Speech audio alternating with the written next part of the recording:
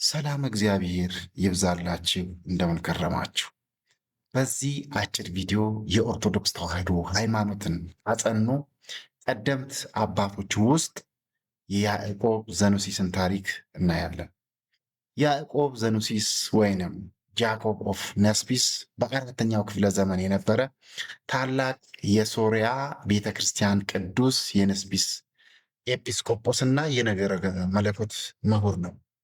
በኢትዮጵያ ኦርቶዶክስ ተዋሕዶ ቤተ ክርስቲያንና በሌሎች ኦሪየንታል አብያተ ክርስቲያናት ዘንድ በታላቅነቱና በቅድስናው ይታወቃል።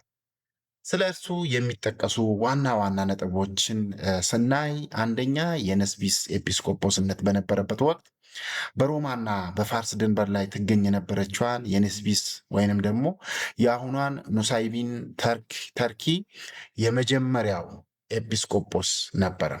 ከተማዋን ከመንፈሳዊ መሪነቱ ባለፈ በጠላት ወረራ ወቅት በመጸለይና ሕዝቡን በማጽናናት እንደጠበቀ ይነገራል። ሁለተኛ ላይ የኒቅያ ጉባኤ ተሳታፊ አባት ነው።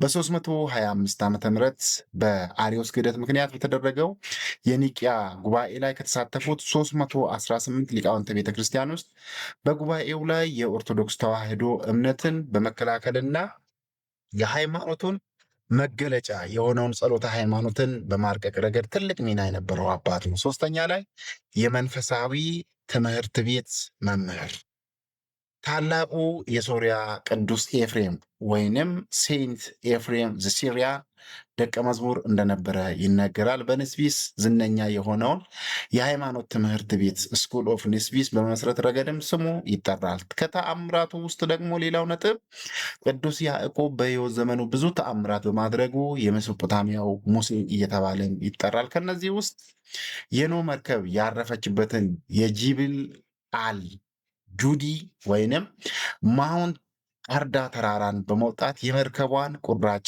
አግኝቷል የሚል ታሪክ ይታወቃል። ከተማዋን በፋርስ ንጉሥ በሳፑር ዳግማዊ ሲከበብ በጸሎቱ የትንኝን መንጋ በመላክ ጠላትን እንዳባረረ ይነገራል። በኢትዮጵያ ኦርቶዶክስ ተዋሕዶ ቤተክርስቲያን ስንክሳር መሰረት ወርሃዊ መታሰቢያው ታኅሳስ 18 ቀን ይከበራል። ሌሎች ቪዲዮዎች እንዲደርሳችሁ ላይክ፣ ሼር እና ሰብስክራይብ በማድረግ እንዲሁም ደግሞ ሀሳብ ካላችሁ በኮሜንት ያጋሩ። አመሰግናለሁ።